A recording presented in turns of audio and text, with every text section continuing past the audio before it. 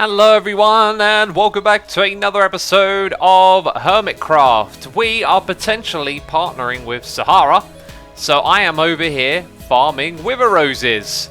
Now remember, when I step up here, all of the endermen are going to despawn. Do you see that? They despawned. That's why we're in split screen mode, so I can show you things at the same time.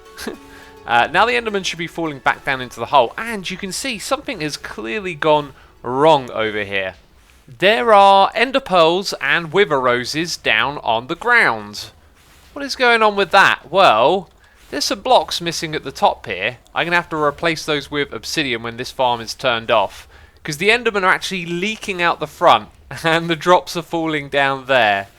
Yikes. Our chicken is still in place at the back though, so that's good. Everything's normal. For some reason though, those blocks at the top have gotten blown up. I actually put obsidian up there at the back, so that probably happened before. Now let's do the magic thing and not fall down into the void. I've got to do this very quickly. Well, actually no I don't, because it will never hit the chicken. But all the endermen are gone. And now, a moment later, we should see the redstone go down. Eventually, right? There it goes. Wow, that took a little bit of time. Hey, there's actually some redstone missing over there. What's going on? Look at this. Several pieces of redstone have gone missing. Yikes. I've got to get down there and fix this thing quick. Well, that did not go smoothly at all. Smoothly is not a word I can use to describe this. So a couple of things are broken. Let's fix them and pick up these wither roses as well. So I'm going to have to put... Oh, don't look at the enderman. Oh, I totally looked at one. And it's not attacking me just yet. Can I put these here? 1, 2. Can I put in the third one? I can. Now I need a bucket of water or I might die. That is a possibility at this moment in time. Okay, right, the water will keep me safe, and the enderman is dead. Okay then, no more need for any of that. I will, of course, have to keep my eye on things down there. I always log in with the camera account to check on what's going on down below. Dealing with withers can be a little bit tricky, and the good news is that we did actually collect a fair amount of wither roses. Yeah, there's a whole bunch here. The bad news is I'm a derp. You knew that though, didn't you? I didn't bring any shulker boxes with me, so I came over here to get lots of wither roses, and I didn't bring the means to transport them back. That is just typical. So what do we have for Sahara? A whooping 4 boxes of wither roses, and you and I know it could have been way more than that. I have no idea at what point this got cut off, but it could have been double, it could have been triple. Who knows? I AFK'd for a long time over there, and these are my last 2 shulker boxes for moving things around. I really need to go on an end city raid. So while I'm chopping down trees and gathering resources for what we're going to be doing in this episode, I wanted to say a massive thank you for all the subscriptions on the last video. That is probably the most subscribers I've ever had in a single day, so welcome aboard to all of you. And also I did actually ask it as a question and I completely forgot to put the poll on the screen. So the question is there again, click it. You know, vote if you're subscribed, vote if you're not. It'd be interesting to see those numbers, especially after the big bump in subscribers from the last episode. I was also reading my comments and seeing quite a lot of you saying that you're not subscribed but you watch the videos a lot and that you don't really use subscriptions. That's actually kind of the way YouTube's gone over the last few years, right? It used to be all about subscribers and having a subscription feed, but the reality is most people don't use that anymore. It's just not the way YouTube decided to do it. They want to auto-generate things based on your watching habits, and you know, that seems to work for most people. I, however, am not one of them. I, to this day, still use my subscription feed every single day. That's just how I am. Anyway, I have had a fantastic weekend. I have been at Download Festival, which is a music festival. I pretty much go every year, and to some other ones as well. And I always come back with an amazing feeling because I absolutely love live music. And I always have this thought in my head that if you're someone who loves music and you haven't been to a festival, you need to give it a go. And so I'd encourage any of you out there watching who love music and have maybe thought about going, get together with some friends or some family and give it a shot, you know. It might not be for you, but if you try, you might find something that you love. And I think that's a cool message that you could probably apply to many things. Now, this pretty much happens every year. I come back from download, I make my back from download episode of Hermitcraft talking about music or whatever, and there's always someone in the comments going, oh, festivals are terrible, you have to queue for ages, there's loads of people everywhere, the food's bad, the toilets are disgusting, and I always think this, yeah, you're absolutely right, but you will put up with all of that for for the amazing experience that you can have. There is nothing quite like seeing your favourite bands perform live, and I got to see quite a few of them this weekend, and it was awesome. And if you want to read about it, I have a music blog. Some of you heard this way too many times, where I write about music, and I also wrote up about my experience at Download this weekend. So if you want to read about it, there'll be a link in the description box below. And we can't just be hanging out here chopping down trees without talking about all of this craziness that's going on right here. Like I said, I've been away for the weekend. I've been at the Download Festival, and I come back, head over to this area ready to work on the temple. And I mean, this used to be a rocket, but it looks like now there is some sort of plant that is growing around it and engulfing it. And then there's this going from one side to the other. I need to watch the other Hermit's videos and see what on earth is going on here. This area is fantastic, I've got to say that. And we're actually going to be focusing on our temple in this episode, which is why I'm chopping down these trees. We need lots more woods, and you probably already sussed that out, didn't you? You know, you're seeing me chopping down wood, and you're thinking, Xisuma is going to be working on that temple again. Church, temple, monastery. I'm still juggling words around in my mind for what to call this. It has not been officially named, but anyway, going into the inside, we've got the Arch-Illager down there, and it needs more space. We're going to be tearing this open.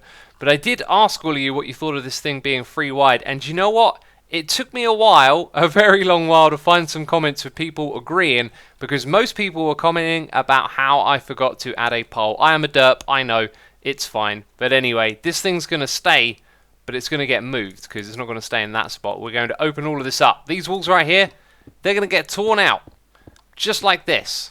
Except I'll do most of that off camera. Anyway. So, round the side here, I've kind of been working on the foundations, right? And I wanted to mirror this shape that we got here, so the roof could kind of come in and then turn.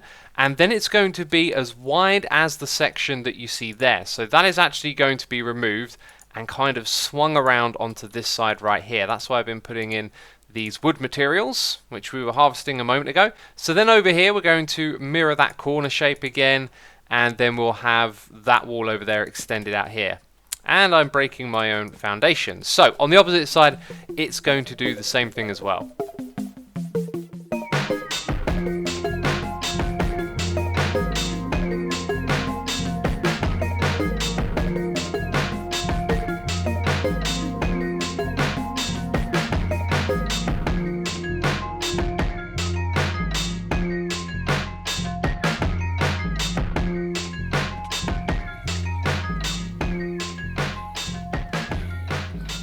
Look at that creepy stare. Always watching. Always watching. Never advancing. Hey, this is gorgeous right here. Who built these hayfields? Oh, there's two of them. Oh, they're so ominous. So ominous. Oh, anyway. Yeah, I didn't feel these going all the way to the middle. I'll explain exactly why in a moment. First of all, let's just finish building the walls on the outside.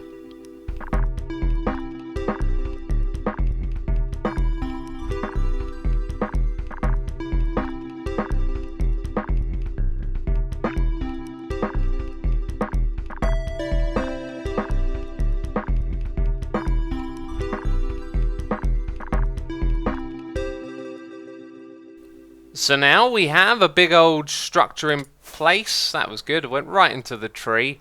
As you can see, the middle section hasn't been put together. That's because we're going to start a new building coming out of the base of this. It's going to be a tower that goes up into the sky. It's going to be ominous, and it's going to be a really cool part of this structure.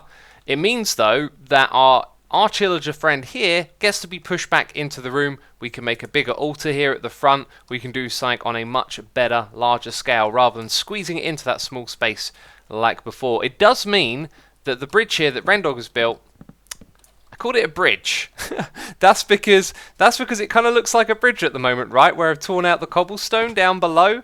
Oh, the wall that protects the village is going in this spot right here as we're expanding outwards. I spoke to Ren, he said it was fine if people needed to do that and make modifications. Now, what I can't make up my mind about is if I want to have the wall go into the sides of the building at either side, so it just sort of connects with it, or do I want to rebuild the wall around the back of this. I am probably going to choose the laziest option because I have so much more here still to do. So the town is secure again with the wall just going straight into the side of the build. I've gone around, put in the windows.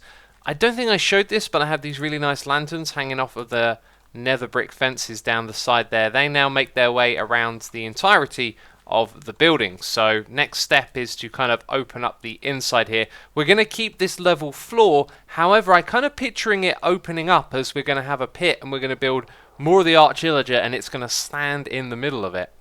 The question is though, how low down should this pit go? Look at this fella back here. Yeah, it's going to look so much better when it's in an open space. But with it being in the open space, it kind of feels like it's lower down already. So I really do feel like we need to open up all of this. And as you can see, its body ends there. Now we could add in arms, we could give it legs. I think we might be overdoing it if we do that. But I reckon we're going to need like a circular shape around the outside that you can sort of walk up to the edge of and look down. And then maybe what we do is we create some walls down the bottom here out of a black material. So it becomes like the Arch-Illager is standing in darkness and rising out. Now one of the things we'll have to do is build the side of its head, and originally I just built this shape up here, symmetrical on all sides, and if it were to fit snugly on the Arch-Illager's head, then it's going to need a very big head on the side. The reason I've done it like that is because this thing is perfectly centered in the room, and now I'm thinking maybe that was a bad idea. I'm not really sure what direction to go with that. So if the head being this wide on the side doesn't look too bad, then we can have 3 blocks across in the middle. And those 3 blocks would be like this. So the gold at the front would be there and here. So it would just be 1 wide on the side and we'd get to keep the 3 at the front. It would still sort of be centered is the point that I'm making. It is pretty much never that I mine like this. Whenever I'm digging out a hole, I always set up a beacon, and in the case of this one, I just didn't think it was worth it, because we're digging the pit around the bottom of this fella. It is so slow! And to think there was once a time when you didn't have enchantments, as well as a beacon as well. Oh, how did we do things back then? I just don't know. So that's good, but I think this thing needs to be raised up. Yeah, it definitely does. From about here, I think the top of the face should be just across there. Should fill up all of that space. Then as you walk in, the gold starts to reveal itself. And where we can see skies, that's of course going to be the structure that surrounds this. It's looking good, but I gotta rebuild it. And I'm not doing that today. I will rebuild it in a live stream or something. So I've been thinking, around the front here, we're going to end up with an altar. The altar is going to be raised, you know, because this is where like the pillager clergy will come to speak to the audience. So there's going to be some sort of structure around here. And that's basically going to be obscuring the view, but not if it's raised up by about 4 or 5 blocks, I think, and then it will be perfect. Which means this pit might not actually need to be as deep as it currently is. So maybe I need to figure that out right now, what I'm going to do. Oh dear, I was going to mention a couple of things here. We have some black wool with us, which I think will be the walls of the pit, and there is a new block in 1.14. Which is the nether brick wall. I was trying to make fences earlier and accidentally made this, because that's the old recipe, right? And I think what we'll do is put this around the front here. Then again, it's like, it's thick. It's kind of like having an extra block in there. But then again, that guy's going to get raised. Anyway, I was just thinking this material could go here. Then down below, let's mess around with the wall. So it would come down like this, all the way around the pit. But it's got to be raised up. Anyways, we are knocking that on the head for now and focusing on the altar. And this, I think, could go about 1 block higher. Remember, the Arch-Illager is going to be higher up as well. But the oak that I've used here, it looks alright, but the texture itself, I think could do with a little bit of improvement. It's not quite as nice as the old oak texture. And so I think we're going to rip some of it out here. The reason I picked oak, though, is because it matches the lectern. And, of course, we haven't seen that texture featured here before in the build, so maybe we should just use it sparingly in the middle. Now that, my friends, is an altar. You can see what I've done here with the oak. I've tried to really focus it on the front here, and look at the way it kind of protrudes from this stand. The problem at the moment is that we're working with nether brick, and it means it kind of blends into the surroundings a bit too much, so we need a different wood material, and we've already used this, so I don't know what it will be. But after seeing that and the way it came together, I kind of felt like this would be your natural staircase up to the top where you would then speak, and look at that view. And then I think we need another set of these like torches behind them as well. Now we've got torches on one side and lanterns on the other because they are basically candles. And you know what? My answer is now right and left of me. We've already used lanterns elsewhere, so torches are actually going to take a break from that, and I think that'll make it look better. So these ones are going to go. I know what we need. I know it is the perfect block, and I don't have any of it. Also, I really need to run everything through my sorting system soon, because it's an absolute mess. But up here, I have something that I'm looking for, and there it is. Excellent, excellent. I knew there were some of these lying around somewhere. Awesome. And now, of course, I want to farm this on an industrial scale, which means we're taking a trip to this place. Boy, oh boy, have I been inspired to work on Tower Bay as of late. I'm kind of getting pulled in all sorts of directions with different ideas, and that's kind of a great problem to have.